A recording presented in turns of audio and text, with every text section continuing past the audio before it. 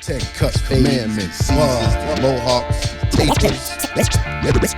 Tech cut, commandments, this is for my barbers. What's up, world? It's your boss, Kamal Nuru, Zoe Mega Millions, also known as Passport Zoe or International Zoe. You are now watching Barber World TV, the podcast. I'm here with a good friend of mine, Mr. Glen Graham. Make some noise. What's up, bro? What's up? What's going on? How you feeling? I'm great, man. How you doing, Glenn? I can't complain, man. You know, living a dream. That's right. You out there doing it, man. Trying, bro. You inspiring me, brother. Thank you, bro. Thank you. Welcome to the show. For all of you that don't know, this is Glen Graham. Glen Graham, excuse me. I guess he's an artist. He's done websites for me, videos for me. That's music videos. Music videos, photography.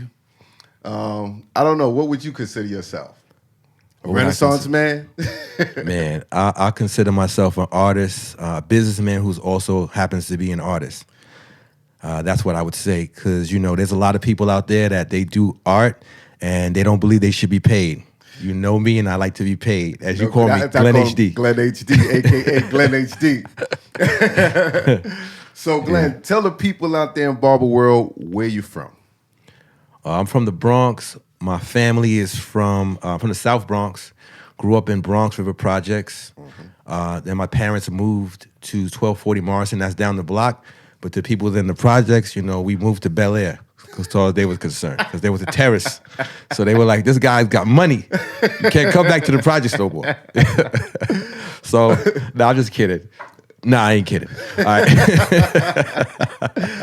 So you're a New York native, Bronx native. Yes, but both parents are from Costa Rica, Limon, Costa Rica. Limon. I'm going to Costa Rica April 12th. I'll hook you up with some people down there, you know. Thank you. Yeah, I want to visit some barbershops, man. Hook me up. Oh, I got you. I got some cousins down there, some family. Right now I'm going to San Jose and Jaco. Okay, that's what's up. Yeah. So, how did you find yourself in the field of art? Like, where did you discover your artistic ability? I think it was right around the time when I got my fourth D in school. I was like, you know, this education thing, it's not really for me. Like, if my dad hears this, he's gonna shut up because, you know, he's a teacher, electronics, very smart man. But I knew that there was something up when he wanted me to memorize. Me and my family, we had to memorize the times tables, and I think I got up to the 9th, and I was like, you know what, this is crazy. And then I couldn't go outside because I couldn't recite the 9 times table, the 1 to the 12. I mean. And I told the teacher that, and she was like, I can't do it either. Why don't you use a calculator? I was like, you don't know my father. There's no calculators allowed. So at that time, I wanted to be an artist. I knew that I'm not good at memorization of things unless it's important to me. Okay. And and one part of my brain is very artistically inclined, but I'm an untraditional thinker. Understand that, and I agree. You know, have some of the similar traits. Okay. So, what high school did you go to? I went to Monroe High School, and the first high school I went to was in 3rd Avenue. Forget the name of this one, but I could tell you that it was an all-boys vocational high school. My dad sent me there because he wanted me to get structure, but he did not tell me there was 4 women, and that was a problem for me. You know, I'm not women crazy, but I don't like a lot of guys. So that didn't work out very well. So they moved me to Monroe, which was closer to where I lived, and that went much better. So, Glenn, what was your first instrument of art? Like, what was the first thing you used? Myself, I guess it was like paint, and I painted pants and stuff like that, painted characters. So that's kind of why I knew I was in the art field. I would say my first instrument of art would be the pencil and my brain, because I would create. My imagination has always been crazy. I would create, like my dad would give us toys that maybe we didn't want. Don't judge me, Dad. And so what I would do is I would create in my mind that this was a different toy altogether. Like, I remember one time he bought me a panda. I don't know why. It was a bank. I think he wanted to save money, so he got us all banks. And I wanted this Godzilla, and he was like, I'm not going to spend that money for it. It was like $20, $30 something for the Godzilla. For you guys that don't know that's that big monster in Japan, in case you wonder what that is. But so he got me that panda as a bank, and I remember sticking something behind the bank, like the hole of where the money comes out of the panda, and that was my Godzilla. So if you could think that I really thought that I had Godzilla until my friend told me that is not Godzilla. So my imagination has always been there. So I see. Mm-hmm. So how did you move into, what was the first thing you did? Because I know I met you. You reached out to me online, mm-hmm. and you said, "Hey, I see your website. I think I can do something to you to do something for you to improve it." Right. So was it the camera? Was it web design? Was it graphic arts? What was the first joint? It would be. It's a little long. I was an event planner. I was doing parties, right? So I used to hire photographers to do the photos of the events. But what I noticed is guys would come in and they would shoot. All nightclubs.com was the first people that I hired. My boy Sam runs it. I don't know if he's still in business, but he was a professional. And then after that, when he got bigger, I couldn't afford him anymore because he wanted more. And so I started using a lot of the other places like Shutterbug that started coming up, and these people were just starting out, and they would come to my parties and they would shoot. The problem was a lot of them they were sending male photographers, and I had a lot of women that come to the party, and they would get stuck on one particular woman. And they would give me my photos, and it'd be like all of this same photo of this woman. They couldn't get away from that. You're there as a silent observer, right? And you have to be professional. That means you see a beautiful girl, you want to talk to her later, get her number, do something else, but don't let that show in your photos. So I said, you know what? I told my boy at the time, God bless the dad, Voodoo Ray. That's my old business partner. Voodoo Ray, that's my boy too. We were doing parties together. Yeah, well, me and him from the dance world. Yeah. I know. He told me about, how the dance thing went. Yep. So he was my business partner, the only one I had for for a long time. And I told him, I said, you know what? We got to start doing our own photos. He was like, Glenn, man, you can't do photos. You're an event planner. So I started doing the photos, and then everything was fine. And then it went from that to I went to Catherine Gibbs, to learn how to do our first website and my own flyers. And he's like, you're going to go to school just for that? And I said, yeah. And I don't regret, because that's how I got into the art officially, doing websites and all that stuff, because I went there really just to learn how to do a basic website, so for our parties, and to create my own flyers and start paying people. But it has definitely rewarded me in ways I can't even tell you. So you were pretty much an entrepreneur from the beginning. I would say I was an entrepreneur for about 10 years. Me and my brother Greg, who's sitting right here, we call him X. He's over here. What up, side. X? My brother. We've been entrepreneurs since, I remember the first time we decided, my dad told us we didn't like the clothes he bought us, so we told him we didn't like the clothes he was buying. He was stretching up our sneakers. And I told my dad, we don't like the clothes you're getting us. And my dad said, well, go get a job. I don't think that he thought we were going to go out and go pack bags. So my dad was like, he didn't think we were going to go out and work. So the first thing was we were going and packing bags, but we lived in a Latino neighborhood, and they really had a preference for Latino young kids. They had their people. Yes, they had their people that they wanted to give love to. So how me and my brother worked around that, we found out that all the ladies like coffee. And so I got him the coffee, and my brother was good at sweet-talking women from a long time ago. So he sweet-talked them, I got the coffee, and we got a spot. Wow.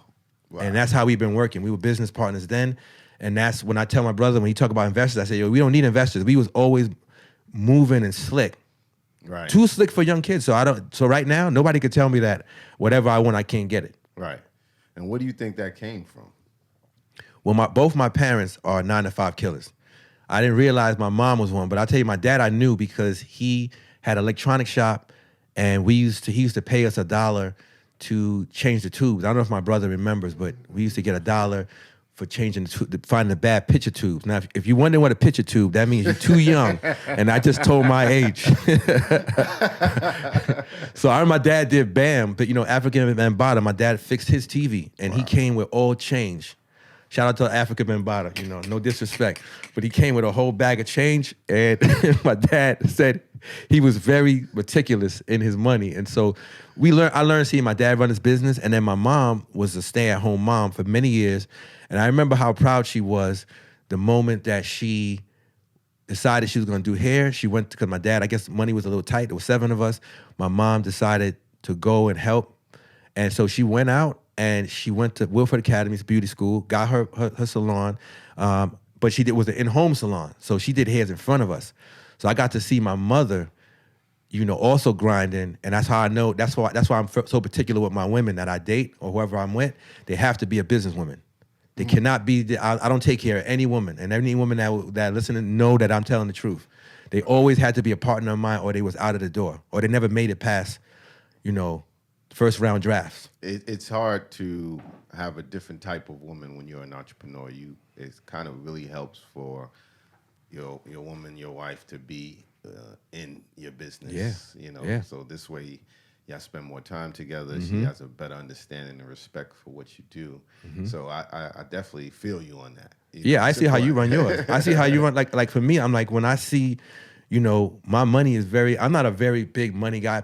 I don't talk about money a lot. Right. People think I don't care about money, but that's not true. I just don't talk about it because I know that when you get in money, you don't have to talk about it. So, but if you see somebody counting the money, because I remember this girl, when I was doing my party, this girl come by and she tried to talk to me a couple of times, and I said, yo, you see Ellie at the door? You're never going to see nobody count my money that I'm not in love with. So that's got to be the woman I love. If I don't trust you with my money, that's the one, you know. That's right. You might be the one that's facilitating, because a lot of these people still are around that used to support my business. Some of them still buy hats. Because the thing about it is, when you do good business, you take whatever clientele you have from one business, they come over and they keep going over, and your relationship keeps advancing. Right. So those same people were like, they were the women, the guys, they were supporting me, and they were my bosses, so to speak. Okay. You know? So after the club promotion, entrepreneurship, what happened? What came next? What came next after that? Well, I felt that my marriage was coming to a close, and I felt that a lot of what put a burden on it was being in the nightlife, because I had to entertain a lot of female energy, and I thought I also put a lot of pressure on my ex-wife to be a businesswoman. You know, she was an artist, but I was forcing her to be a businesswoman, you know. And she'll tell me now, she's thankful now that some of the things I told her, but I used to have meetings with her in the park. Like, you don't have but that's how my dad raised me. So I didn't understand the level of pressure that you put on somebody when you like, well, we're going to sit in the park and enjoy the sun, but let's have a quick 30-minute meeting. Like, sometimes it's just, you ain't supposed to have a meeting. Sometimes it was meant to, so after the party thing, I decided I was becoming single again. I was like, you know what? I don't want to go into the next phase of my life doing parties. And it's limited because the people were getting younger. I didn't understand the audience that much anymore. Right. You know, and I said, you know what? I'm going to do something different. So I knew how to do web design. And that's when I think I contacted you. You was one of the first people I contacted. Mm-hmm. And how many years ago was that? That was, 2000? Was it 10 years ago or something? Man, more than 10 years ago. Wow. Because I did 10 Commandments in 2010 for you. Yeah, that's right. So that was after we knew each other. So this had to be 2008 or 9, something like that, something weird. Yeah. It was a while ago. It was a while. Because Catherine Gibbs is closed. That terrible school I went through, that I got the... And when you did the website, I don't even think you were doing video, or at least I wasn't doing video yet when I did your website. Right, exactly. So you knew me as a web designer strictly and a graphic artist. Right. So I wasn't even doing video yet. But once, the cool thing about one genre or one thing that you learn is that it's a gateway to other things. Yes. So when I learned that I could do a website, I could do anything. Like, I thought only super smart guys could do websites. Once I knew how to do a website, I said the YouTube has been my best friend, Google, and talking to different people. And like the same way, look, you did this whole setup, and I'm before you, I don't know, like you came a long way. Yeah. You really did. Yeah. Video wise, I should say. Yeah. You know what inspired me to get my camera? Mm-hmm. When I was doing the first barber competition, and I was going around shop to shops, and my boy behind the lens, you know, he had that Canon. I think it was a 7D. Yeah. You know what I'm saying? And I was like, that's a beast. I was like, yo, it's crispy. But I was like, I can't depend on him all the time. Right. So I bought that camera, and that's what led into, the Barber World TV, because I didn't have Barber World TV, I don't think, yet. Right. But when I went around shop to shop, I knew I wanted to promote it to get people the hype going. Yeah. So it went from promoting a barber competition to Barber World TV. And I gotta give you props on. I gotta give you props on something, man. Like a lot of time, I meet a lot of bosses. I've worked for a lot of bosses, and I say that just because a person owns a business doesn't make him a boss. Sometimes people are shells of bosses. I don't know how they got the business. They look like they can't run a business. You knew how to run a business, but one thing I can tell you about you that I liked right away and I respected is that you didn't know anything about video at all. And you started learning more than the guys that was under me. And I was like, yo, you cannot let the guy that's hiring us know more than us. So we got to stay sharp. But I always admired that, and I always told him, I said, listen, there's no reason why you're asking me stuff that this guy knows. And sooner he's going to figure out that he doesn't need us. And I didn't mind that, Right. But I just wanted to tell, and I want people to know that I never want my clients to feel like they have to use me. I love when people can, I love that I'm sitting here and you set up this whole thing. I enjoy that. So I enjoy the fact that the people that used to hire me to do stuff is now in position and they're doing their own thing. Right. So I always tell the people that, the other artists that are like me and we coming up, they'll tell me stuff like, that's too small for me, or this job is too whatever. And I'm like, you have to stay competitive. Right. Because people don't I was saying on my podcast yesterday that I did, people don't, this boss that I worked for told me one time, she said, I don't pay you. She said, I don't pay you. She said, do I pay you enough? I said, no, you don't pay me enough. It was Kate Flax in 50th Street. I said, you don't pay me enough. She said, you move too slow. You're not this. She just, you don't do enough work. And she said, by the way, I know you're worth more. She said, but I don't pay you for what you're worth. I pay you for what you do. Performance. And a lot of people think that just because they got a degree and they got this and they got that and they work for this person and they have the best camera ever. If you have a red Alexa, right? That's a $7,000 camera. And they think they're gonna come shoot with me because that doesn't impress me because you don't know how to use it. Right. You have it. You have a nasty attitude, and I'm not pointing at nobody in particular, but you have to just have more than that. You got to show me what you can do with it. I learned from that lady, and that lady looked like she'd been through many wars. So I took her advice, and it was the best advice that I've received from a boss. Right. I feel you on that because people and I'm like that with everything. When I was doing graphics, I learned. I even went to the School of Visual Arts to learn how to do silk screen and make my own screens and all of that. So when I get into something, I try to learn it, and then you could say it's that's too small for me. Once you've mastered it. Once you mastered it, yeah, then you could pass that task on to someone else. Right, but when you're not working. And you like my boy, shout out to the plug. He told me a story yesterday. I hope he don't mind me sharing this. But he told me about this female that he was seeing at one point, and she didn't have any money. Beautiful. He showed me the pictures. Beautiful. I'm not gonna say no names. And so he told me how he was taking her out. She didn't have any money, so she was crashing at his crib. And he said, I'm gonna take you out somewhere. But he was taking her out to Olive Garden, one of those places. And when they got there, she said, oh, I can't eat here. Only broke people eat here. You don't have a car to get to the place. You don't have a place to live. Wow. And somebody's offering to feed you and you telling them that this is beneath you. So he put her out of the house. Well, that's beauty. Beauty.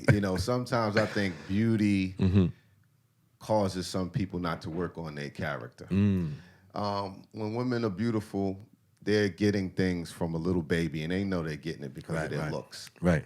When you don't get everything, when everything is not handed to you, you work on your other attributes. That's true.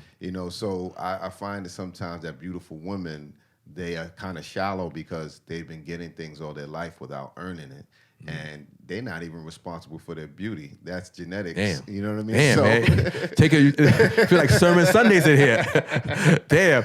But okay. I noticed that, and sometimes their personalities suck because they're used to getting everything on their looks. Yeah, when you get everything, and I can say the same thing, I'm going to balance out and say there's men too, because there's guys that was getting it. The cool thing about me, I can't speak for nobody else, I had a big head growing up, right? So I know that I had a more difficult time. And back then, dark skin wasn't in yet, Wesley wasn't out yet. There was no Denzel that I knew yet. So I didn't have anybody, there was no Jordan for me yet. So, you know, people would say, oh, you look good for a dark guy. And that was the best I got, right? So suffice it to say, my mom said I had big teeth, so I grew into my teeth in my head, which is cool, you know. But so when you come from, so I just say that to say this: I wasn't the chick magnet, and I know that. So I worked on my character, and and I didn't mind not being that. So what I didn't realize is people that used to be the chick magnets that are now, you know, women not into that only. Right. You can't just be a shiny face with new sneakers. That's not enough anymore. You have to have a soul. You have to have character. So I love the fact that, you know, the big head kid with the teeth can now say, you know, I kind of grew into the teeth and the head ain't too bad, you know. Yeah, you modeling and everything now. Now I'm modeling, but that comes from years of being like people telling you, you know, yo, you ain't that and this and that, and being like, okay, you don't like it. Every time a lady or young woman rejected me, I used to say, my boy would laugh and be like, yo, she rejected you. I'd be like, yo, she didn't reject me, she rejected the proposal. Right. I just got to give her another proposal. Right. Because trust me, there's guys out there, I mean, and no disrespect, they look like camels and they getting it. And they don't have any money either. I'm not talking about guys that's paying. I'm talking about guys, once you understand people and you understand that you need to talk to them a certain way and you're going to get what you want, you could get rid of all of the jewelry, all the cars, you can have all of that stuff. But if you don't know how to talk to people, then you working twice as hard for something that comes to me naturally. Right. Confidence. That's one of the and integrity. attractive things. Mm-hmm. Integrity. Know? Yeah. So we moved from promoter, web designer. Now, around what year does the video come into play?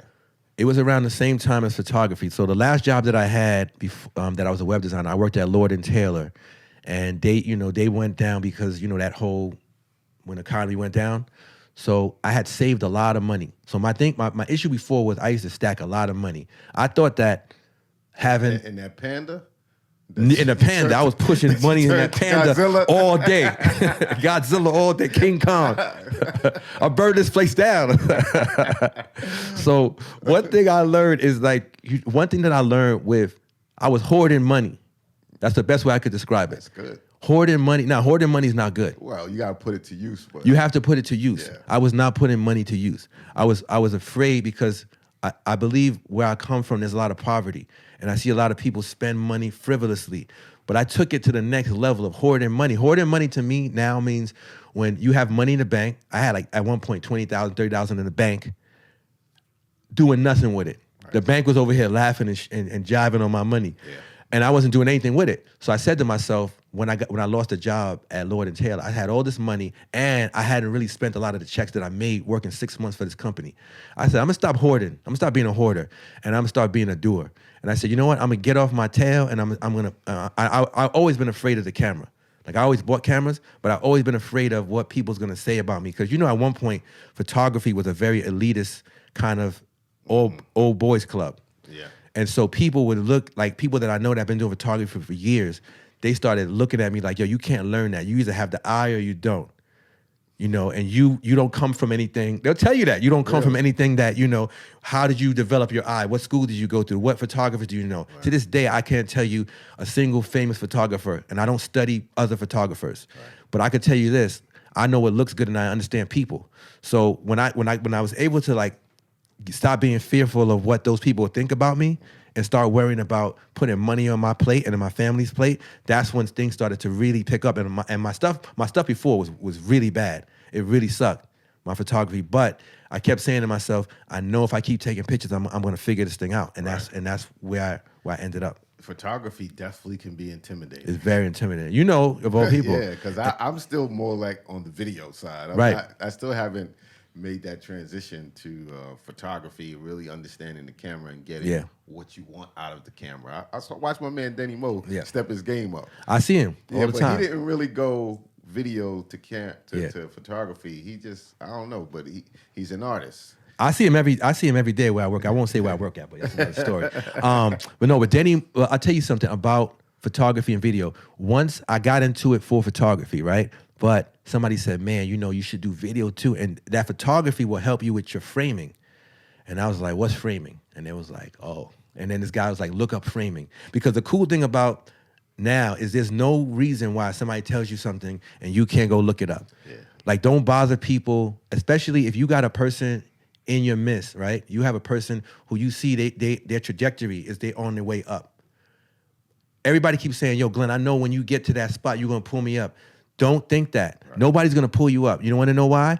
You supposed to be, if you're in alongside somebody, you see their trajectory is going up, put yourself in position, whatever it is you do. You don't got to be doing what I do so that I can say, yo, my boy does this. Because everybody who's made it, all of their friends, they give them work, whether they're talented or not. I'm not that way. Right. You got to have talent with me. You're not going to pull my name down. Money. Yeah, you ain't gonna. I'm not gonna have you waste people's money and time. So if you see, not just me, anybody, like I seen you when I seen you was moving up, I said, let me get my video game up. He's gonna need me, and sure enough, you needed me. You was like, I don't know, I got some guys already. I don't know if you remember that day. You said, I don't remember. You said, why should I pay you that much when I got guys? I said, okay. And then remember, I did your first Barber Battle, and I did your second one, and then you said, all right, I see what you're talking about, and I did your trailer, and then I did. You know, and then because I said to myself, this guy's going places, and he's not gonna do me a favor because he knows me. I gotta make sure that my stuff is tight, and he's gonna have no choice but to go with me. Right. And I didn't give you a choice, really. Yeah. And you know what, too? What about people pulling you up? Yeah. I always say, sometimes people are on the third floor and you're on the ground floor. They can't pull you up. You got to at least be on the second floor. At least be on the second floor. You know what I mean? So if you're on the ground floor and I'm on the fourth floor, I can't lend you a hand. So I agree. You got to be close. You got to stay close. Like I got one better for you. I got people. I can say I'm on the ground floor, and I'm on the third floor. You got people on the ground floor, and they laying down, saying, "Could you please lower the rope a little lower?" That's only happens in movies. When you see that guy. If you was me, you'd be dead. If I got to be like this, pulling you off the ledge, right? you better be doing. You better get up here like I did. Right. So yeah, that's it. So, real quickly, tell us some of the people you work with in regards to photography and video, because you've done a lot of music videos and stuff like that. So let's just give me an idea of how long you did that, because we want to lead up to what you're doing right now. Who I worked with in terms of music video, you mean? Yeah, like maybe some of the artists, you know, some of the photography work. Okay, so some of the artists I'll mention, I have a friend of mine named Dev. What does he call himself? He called himself D. Well, D was a rapper. He's a rapper. And he recently hit me up because, you know, he found out some stuff I've been working on. But he was like I worked with a lot of my friends first. What year? Around what year was this? Man, what year was timeline? What year? You know, I'm bad with years, with dates. Just roughly. Roughly. You know, because you know the Barber Battle was like 2010. So I'd say probably about 2008 or something like that. Okay. I did his song Bronx Blocks. And he had this idea, he had this song, as a friend of mine I grew up with, about detailing all of the blocks in the Bronx. And so I shot a music video for him. He wanted to do it in front of the bodega, but I was like, no. And then I did my younger brother, Brandon, he known as Red Dot. I did his music video. Then I did my brother Clarence, he had his video, called himself Fresh. I did his video. I did a gentleman by the name of Jermaine Brooks. He was in the military. He came out. He wanted to do hip hop. I did his video. It was all themed around the military. I thought I saw that one. You saw that one? I remember that one. I remember that one. You never mentioned it. That was like an earlier one, though. You didn't like it. Because you showed me some videos. Yeah. Before we started getting into the video. Yeah, I remember I showed you shot a girl in the train station or something. Yeah, that's Farrah Burns. Yeah, I forgot about her. Farrah Burns. Shout out to Farrah Burns. I think she's still performing.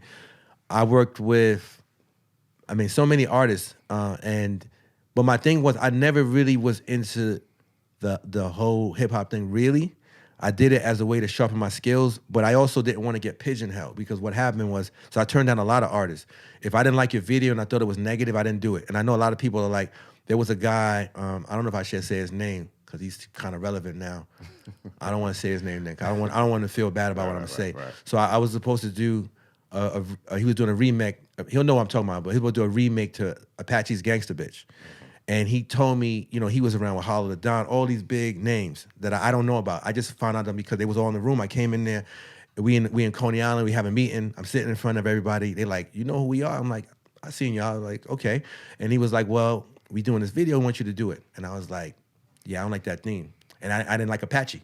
Mm-hmm. I don't even that song, and I didn't like the song. I thought the song was weak to me. I know God bless the dead Apache, but I didn't like the song. I didn't like the, and then what really made me not want to do it, because I was almost like maybe I'll do it to move my career, and that was a turning point for me, because I was like, that's when I realized I'm not gonna jeopardize my brand for any amount of money, you know, because they are people, they are up there right now, Right. They're moving. And I remember what made me decide not to do it was they put me on the phone with their lawyer. They thought it was going to be a better deal to talk to the lawyer, and the lawyer was a older Jewish man, and he started saying "gangster bitch," and I was like, "Yo, I definitely ain't doing it now." I said, because you wouldn't want that in your community, Right. so I'm definitely like you just solidified it. Yeah. Because I heard his voice, and I said, "What?" I said, "Nah, that was a bad idea on their part, Right. to use somebody." To convince me with all it, because I'm concerned with pushing the culture forward. Right. So I want to make money, but if I feel like something's gonna bring my culture down, and I'm not knocking anybody if you use the word and all that stuff, but that's not who I am. Right. I don't go. You don't see me in the street doing that, so I'm not gonna portray it like it's cool to make some dollars. Right. When I could make way more money doing something that I love to do. Integrity. Integrity is everything. So yeah. Did I answer it? I don't know if I answered the question. I think Well, let's get to the important thing, the right now. The right now. The 9 to 5 killers. Oh yeah. What inspired that? Tell the people what it is, when they could expect it. Well, it's still a work in progress. We're shooting tomorrow, actually. We have another shoot tomorrow. So basically, 9 to 5 Killers is the story of 5 individuals who left their day jobs to pursue their passion. And what inspired that was I wanted to do something. You know, people have been asking me to do their documentaries and work on stuff, and I was almost gonna bite on a few documentaries, but I was like, "Yo, how you ain't do your own documentary?" So I said, "You know what?" So I kind of was telling people, "Listen, until I do a documentary, I'm not doing nobody's documentaries. I don't care how much money you got." And people was like, "Yo, doing a documentary is hard. You never did a documentary." I said, "I did music videos. I worked with. You seen me work on people. I worked with the most difficult people, the most talented people. So if I could do that, I could shoot 5 individuals, right? So I started to look at the people who I would pick. So you're one of them, Kamal. You know, I looked at you and I looked at what you were doing. Thank you. And you are the epitome of what the thing stands for. Businessman, but you create your own business. I was an entrepreneur at one point, but not a true entrepreneur to me. And why I say that is I made money by people hiring me. So that means I was constantly auditioning my talents and trying to prove myself to others. Now I don't do that. Now I create my own money. Now I sell and I create I'm in a position with my lawyers and we're creating my content that I create that I can sell. Right. You know, I'll be on Spotify, YouTube, my stuff is gonna be everywhere, but it's mine, all of it, right? Where before I was just like, after I did your stuff, now I gotta go. It's like kind of like what an actor does when he does a movie, and then after the movie, he got to find out how to get in front of another director and the really good actors decide, you know what? I'm tired of auditioning for these guys. I know what role I should play. I know what I'm going to do. They call me for the job. They call me for the job, or I create the role that I want, like kind of like what Johnny Depp does. He creates his own roles and whatever. Executive producer. So you eating on from both parts of the plate. Right. So the next thing was, all right, so just to answer your question, so 9 to 5 Killers, you know, I decided also that I needed to promote it. So I didn't want to take any money from anybody. I wanted to be self-sponsored. So I created the hats. The hats you can find on Shopify or through my Instagram, Glenn Shoots the City. And that is how I fund the documentary. So I don't take any outside money. Nobody funds it yet. Some people have offered, but they have very shaky backgrounds. So nobody with no shaky background could give me any money because that comes with a price. Yeah. You know that already, right? Yeah. When I was in the music industry, I had an artist. Yeah. And a guy, he said, you know, we were looking for some investment. And I remember him. He was a big guy. Mm-hmm. And he said something. I don't remember his exact words. Mm-hmm. But he like came close to me. And this is a big guy. And I used to cut his hair. Mm-hmm. And he said something like, you know we own you, or you know we gonna own this. And then when he said that, exactly, I was like, no, thank you. Yeah, I had a guy try to write me a check, literally, no doubt. But his was even more scary than that because he's very militant, and he's older, and he thinks I'm militant, and I'm not a militant person. I know I dress a certain way, and people get I'm not that guy, right? So he started giving me publications, and I was like, yo, this guy's like some real. You know what I mean? Like some real paramilitary. I don't do all that stuff. So I said, bro, let's have a lunch. We'll talk. but I ain't taking no money from you till we sit down and you know who I am and I know who you are. Names, everything. I want to know where you got your money from. You got to tell me everything. Right. Nobody just gives somebody they just met like 20 minutes a stack of money and just be like, so you got to, so this goes out to anybody, movie producers, rap artists, whoever you are. This is how people get, I don't want to use a name, but Suge Knight. Yeah. Because you take money because you need it and you don't realize, or you think you need it, and what happens is you find yourself in a situation. There's people out there that they're not playing, and it's not about enforcing because you got. I own the rights to my stuff. I have a lawyer. They go beyond the lawyers. Oh yeah. When they give you money, it's beyond the lawyers. Yeah. Where I'm from, they'll come get you. They'll come to your mama house, your father's house. So when you're gonna take money from somebody, I'm not kidding. Make sure you know where it's coming from and scrutinize every dollar that comes your way. Because you also don't want to get, let's say the person is somebody and they do some kind of crime and now you attach to that dirty money. Right. So make sure you do it the legit way. Like they say, all money's not good. All money's not good money. All publicity ain't good publicity. Right. Either.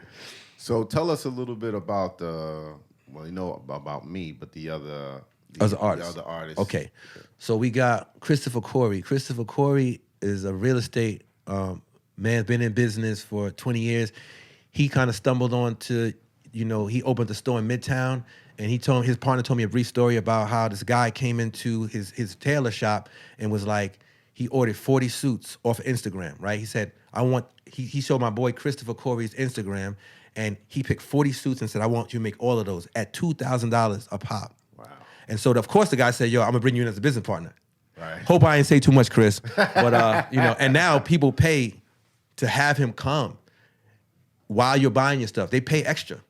So I'm very inspired by this man. He's very humble. He's probably looking at this, shaking his head like, damn. Man, why are you telling people that how much money I make? But anyway, he's super dope. My girlfriend's another one, Alessia. She's amazing trainer. And I remember she was working for, when we got together, she was working for a guy, I won't say the name of his company. But after talking to her, she told me how this a couple individuals that she worked for were offering her partnerships, right? But they weren't giving her the bag. That means like you owe me 20% of something, but you didn't give me the 20%, but you talking about additional business. Right. I said, listen, get out of that. Let's talk about your exit strategy. So we started creating her exit strategy, and in the midst of creating her exit strategy, they canned her. They got rid of her. And they had like something like maybe like something like 15,000 something on the table that they owed her, right? Wow. And I'm not gonna say what happened because that's for the documentary, but we came up. I'm gonna say we came up. We didn't have to do no lawyers, nothing. We came up, and she didn't. But it was a struggle, and she'll share her struggle herself. I'm not gonna share that with you. Right. Then we have Jasmine Graham. We're not related.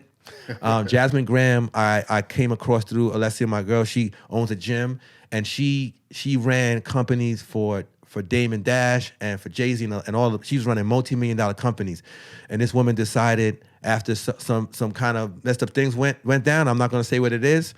That she's tired of running other people's multi-million-dollar companies, because as she'll tell you, you could run a multi-million-dollar company and still not have power and still have no legacy.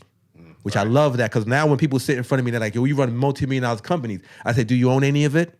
No. So if you don't own any of it, she gonna bless you to the ideas of do it for yourself. Even if you're getting less than that million, it's way more when it's all yours, and you can give it to your family. And you're just a worker.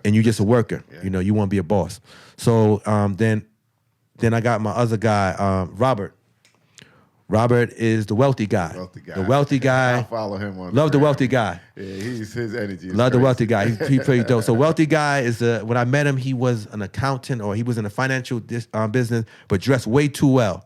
Like people tell me I dress way too well for the photographer. I say this guy dressed way too well to just be in the financial business. Right. So he decided, you know what? I'm gonna pursue my dreams. I'm not gonna tell you how he left his company, but he splits from that. And that's everybody, right? I got everybody. So love all these individuals. And I'll tell you what, my personal inspiration is these people have inspired me from doing a documentary. It's had a profound way on my life that I didn't think it would, because now I feel like I can do better. I know I can do better, and I haven't been doing better. So even at my current job, I do 120%. So my bosses, they all love it, and I love it for myself because I'm grooming myself and preparing myself for things to come. Right. And since you've been doing this documentary, we've been in communication a lot. Yeah. And I feel like just on the outside looking in, that this documentary has changed you. You know, I see it in your vigor and the way you talk. You know, this thing must really have changed you. It really changed me. You know, I see that it changed you. You sitting down with all these people, kind of like when Napoleon Hill went and talked to all the best businessmen, you know, all around the world. The Carnegie gave him a mission. He said, I'll get you an interview with all these successful millionaires. Right. And he took like 10 years or something, and he went all over and interviewed these guys. Right. And it changed him. You know, and people was telling him he was a fool but Carnegie didn't even give him money to like a salary or nothing. He said, you have to do it. Yeah. You know, and then he got one of the best books of all time. And I guess it changed him. Yo, I would do it. I mean, I would do it for free. Like people keep asking me about distribution. Like the people that, and this is not for nothing. When you're doing something and you feel it's bigger than yourself, like I knew that it was big, but when you're doing something that's bigger than yourself, I don't want to say biblical because I don't want people to feel like I'm trying to say anything crazy. But when you're doing something that's bigger than yourself, and it has, and people contact me all the time, by the way, and they tell me how much it's changed their life. People in India, people in South Africa, people in London. I don't post everything because some people tell me they don't want to post it because they're in positions of power and they don't want their people thinking that they're planning to leave yet. So people tell me, listen, man, I love what you're doing. Keep doing it, right? So when somebody sits in front of me and the only thing they're concerned with is how are you going to make money and what about distribution? Those people don't understand. This is like me going to school. This is like a college. For me, like I'm learning. Not only my job is to find out and dig through stuff that some entrepreneurs are very bad at communicating their ideas. And it's my job to dig through and find stuff so I can give it to you guys so that you can have a manuscript of how you can get out of your position. And so one bit of advice I could give you, I don't know how much time we have left, but one bit of advice I could give you is this. If you're thinking about changing your life, whether you work for somebody or not, you have to get out of the mentality that good is good enough. You have to get up. You have to, don't just wake up early. Some people wake up early and they don't do anything. They wake up early, go on Instagram and talk to people. And no, get up, be constructive. Think about your life. Think about how you want to change your life. But most importantly, think about how you're going to change other people's lives. Whenever you stop thinking about yourself so much and you start thinking, yo, this will really help somebody, this will really help you. Like I was talking to my brother a minute ago and I was telling my brother, Extra, I was like, you know, there's a lot of things I could do to get money. And at one point I was selling these juices by accident and it was making money, but I wasn't happy. And I told him the reason why I stopped is because I didn't feel it. And he was like, well, if it makes you money, and I told him, making money ain't everything. Because when you're making money, but you're not making a change, all that money just goes for nothing. It's just like I was taking that money and doing God nonsense with it. Now I could reinvest in something because I really believe in it. And once you find something that you're passionate about where you will reinvest your money and people will invest in you. Right. It's called a purpose. It's a purpose. Yes. Yeah. Thank you, Kamal. It's called a purpose. Yes. When you find your purpose in life, and I don't use that often because it sounds like very vague and people are like, yeah, follow your dreams. It really is that simple. When you find your purpose, then you always think about helping other people. Like, when do you not think about helping other people, right? When you see a woman and she has a baby and she needs help up the stairs, you help her. If somebody's coming out, they're elderly, they can't open the door, you help them, right? Yes. So why don't you think of your business like that? Why don't you think of your business as attached to your life? Why don't you think of that every day, there's no days off, I should be thinking about how am I going to change the world and myself and my surroundings and my friends and whatever else you're doing. Right. Right? That's deep. That's deep. So, one last question before we wrap it up. What inspired the name? 9 to 5 Killers. Okay. What inspired the name is quitting seems easy, right? And I'm not a quitter, so I don't quit anything. I kill things, though. If something's not doing good for you, you have to kill it. Put it out of its misery. So if you are in a situation, if I'm in a relationship and people say, you broke up? Nah, I killed that. That's why I used to say, I killed it. I kill that noise. I killed that relationship, or that relationship is dead. Because I'm a very That means dramatic. You're not going back. That means you're not going back. That's I don't go back. Like I've gone back once or twice in my entire life to something that I've quit or I killed, and it didn't work because I knew that it was dead. When something's dead, there's no reviving it. You have to understand. You got to understand that. And not to say that the person is dead, but that part of your journey is dead.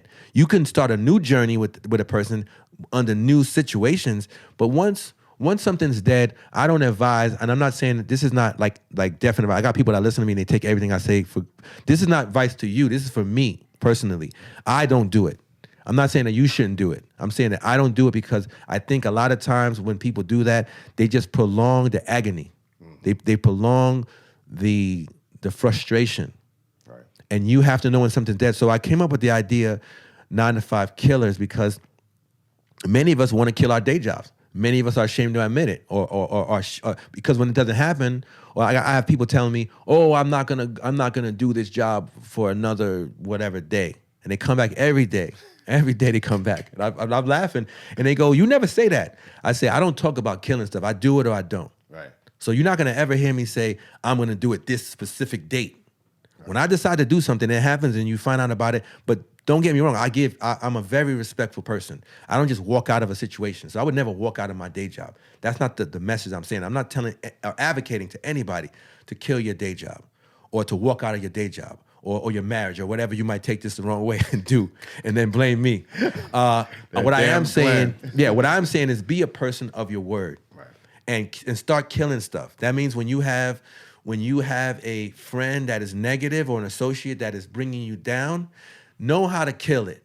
No, not literally, but know how to kill the situation. Kill the relationship. Don't keep on going back and taking the same thing over and over or making excuses for why you go back because you're weak or because this person is somebody you really care about or you love them or they make you feel a certain way.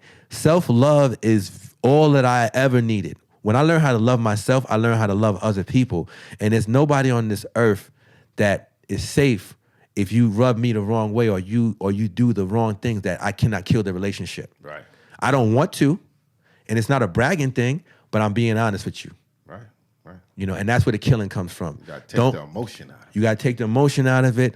I'm a very emotional person, but I could kill something with tears in my eyes, and it'll be over. The righteous kill. The righteous kill.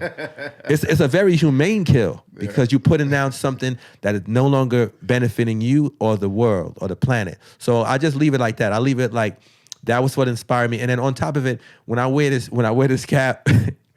And I tell people about the movie, the first thing all they hear is kill. So when I told this guy, I tell him, my girlfriend's one of the 9 to 5 killers. He goes, "Your girlfriend's a killer?" And he started like moving away from me. I was like, no, sir.